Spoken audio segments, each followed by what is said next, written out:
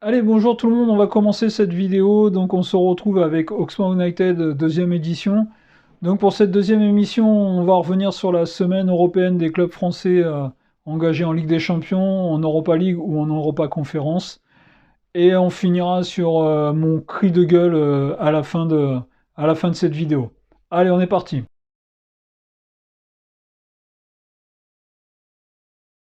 Allez, on redémarre avec la Ligue des Champions. La Ligue des Champions, deux représentants français, donc l'OM et le PSG. Premier match mardi soir, l'OM recevait Tottenham. Tottenham se déplaçait à Marseille. C'était simple. Victoire de Marseille, qualification sûre et certaine en huitième de finale. Première mi-temps, 1-0 pour l'OM, but dans les arrêts de jeu. L'OM bien parti pour se qualifier. Deuxième mi-temps, beaucoup plus contrasté. Un partout. Bon, ça tenait l'Europa League. Et on voit ce deuxième but de Tottenham dans les arrêts de jeu. Synonyme d'élimination directe de toutes les coupes d'Europe européennes pour l'OM. Dommage, l'OM aurait peut-être eu quelque chose à faire en Europa League avec des beaux et gros clubs comme Barcelone, comme Arsenal et encore plein d'autres. Au Vélodrome, ça aurait pu être vraiment sympa, ça aurait pu être une ambiance de fou. L'OM qui se fait éliminer, on va pas rappeler le parcours de l'OM. L'OM s'impose contre le Sporting, match aller-retour, deux belles victoires, mais après avec des défaites vraiment rageantes sur Tottenham et l'Eintracht Francfort. Enfin bon, l'OM finit quatrième, pas de chance pour cette campagne. Deuxième match, le PSG. Le PSG, ben, tous les médias leur tombent dessus une fois de plus. Tous les médias français, hein, on va dire. Le PSG s'impose 2-1 à la Juve. Moi qui suis le PSG depuis des années, c'est un très bon résultat, ce qui n'était jamais arrivé quand même, malgré des fois qu'ils étaient beaucoup plus forts que la Juve, mais ils n'arrivaient jamais à gagner en Italie. Là, ils vont s'imposer 2-1 contre la Juve, mais dans le même temps, Benfica s'impose 6-1 contre le Maccabi, avec un but à la 92e de Benfica, ce qui fait que Benfica, quand on descend dans l'ordre des résultats, eh ben, ils ont plus de buts à l'extérieur, 9 pour Benfica, 6 pour le PSG. Donc le Benfica finit premier, le PSG finit deuxième. Maintenant, contrairement à tous les médias français, nous on va dire que ils veulent gagner la Ligue des Champions. Le Paris Saint-Germain, ça fait 11 ans qu'ils disent ça. Ben, si on veut gagner, il faut battre tout le monde. Et ben, déjà, dès l'huitième de finale, si tu tombes le Bayern, le Real de Madrid, au moins, si tu les bats, tu mets les choses bien en place. Donc voilà, les résultats de nos deux clubs français. Élimination donc pour Marseille et qualification pour le Paris Saint-Germain. Donc on va souhaiter bonne chance au Paris Saint-Germain pour la suite de la compétition.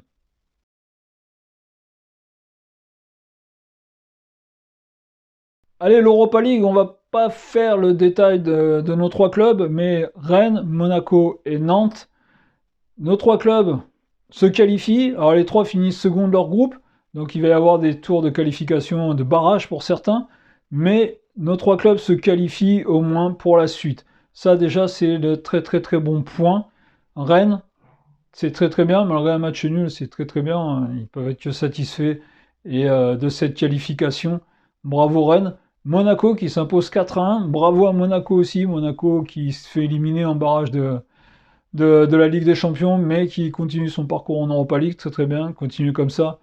Et après, pour les plus anciens, je le redis, les plus anciens comme moi, Nantes. Nantes qui se qualifie. On va retrouver Nantes avec des matchs à élimination directe.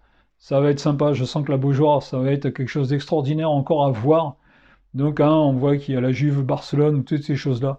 Un Barcelone à la Beaujoire, je pense que ça serait super beau à voir. Donc, félicitations aux trois clubs français engagés en Europa League. Je ne sais pas si c'est déjà arrivé ou si c'est arrivé très très peu de fois. Mais tous les clubs français qualifiés, c'est extraordinaire. Donc, il faut que ça continue comme ça. Félicitations.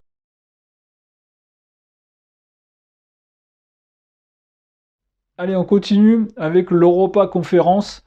L'Europa Conférence, Nice qui fait match nul contre Cologne, mais Nice qui accroche la première place. Ça aussi, c'est super. Les Niçois qui vont continuer leur parcours européen, ça c'est une très très bonne chose. Bravo à Nice aussi, hein. Et on est vraiment vraiment très très content. En plus, ils font un 2-2 en Allemagne contre Cologne. C'est un très très bon score. De toute façon, ils finissent premier de leur groupe. Pareil, on espère de voir Nice continuer. Aller chercher les gros, pareil, hein, je pense que le stade de Nice, ça pourrait vraiment être sympa de voir un gros dans leur stade. Donc je souhaite vraiment bonne chance au club de Nice et à tous les clubs français bien sûr, hein. Donc on fait quand même un bilan sur nos clubs français, sur 6 clubs français engagés en début de compétition. 5 seront encore là au mois de février. Super, c'est super, il n'y a rien d'autre à dire. En plus, on a la Coupe du Monde qui approche dans pas longtemps, donc si on pouvait faire un résultat en même temps avec l'équipe de France, ça ne pourrait être que bon pour le football français.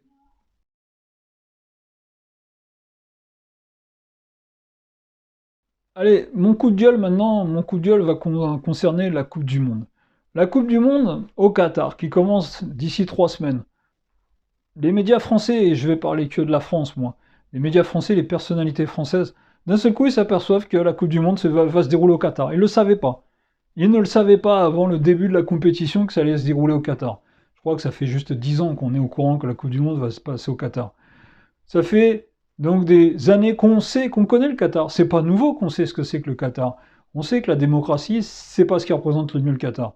Là, d'un seul coup, on a des personnalités à la Eric Cantona là, qui viennent dire qu'il faut boycotter la Coupe du Monde.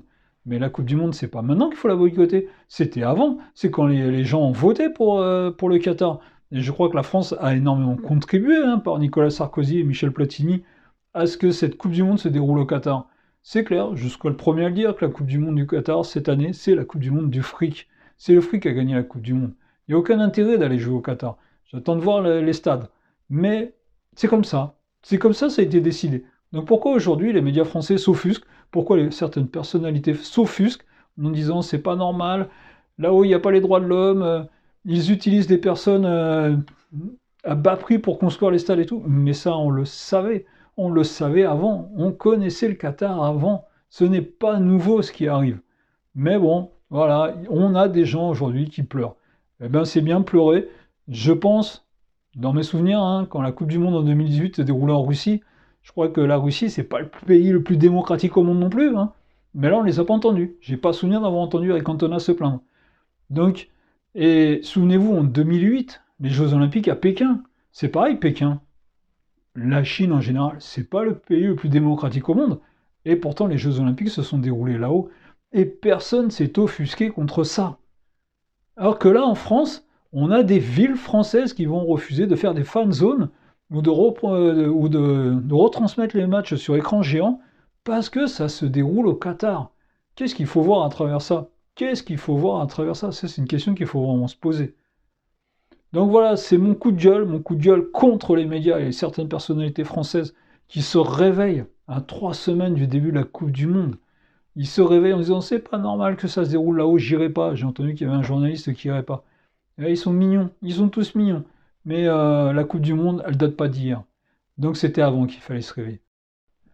Allez, on vient de faire l'actu de la semaine. Donc on a vu les résultats de la semaine européenne de nos clubs français, de nos 6 clubs français. On l'a vu avec un bilan contrasté avec la défaite de l'Olympique de Marseille et donc son élimination. Mais bon, on peut quand même retenir une certaine satisfaction de la qualification des 5 autres clubs. Je vous ai parlé un peu de mon coup de gueule de la Coupe du Monde au Qatar. Des gens qui s'en plaignent aujourd'hui, qui veulent la boycotter. Maintenant, moi, je vais juste vous rappeler le rendez-vous de tous les samedis matins, 10h, l'actu vue par Oxma, ce qu'on va appeler Oxma United. Donc voilà, c'est notre actu, c'est l'actu qu'on veut voir, qu'on a vu. Après, un nouveau rendez-vous qui va arriver tous les mercredis maintenant. Tous les mercredis, il y aura une nouvelle vidéo qui va sortir. Ça va être ça va être mon sport préféré, ça va être mon club préféré. Vous allez voir, la première vidéo va arriver mercredi. Et moi sur ce, je vous le dis, je vous le rappelle, pensez-vous bien, abonnez-vous, c'est important, il faut qu'on devienne nombreux, nombreux, nombreux, nombreux. Likez cette vidéo, c'est important aussi. Et je vous dis salut et je vous dis à la semaine prochaine. Au revoir tout le monde.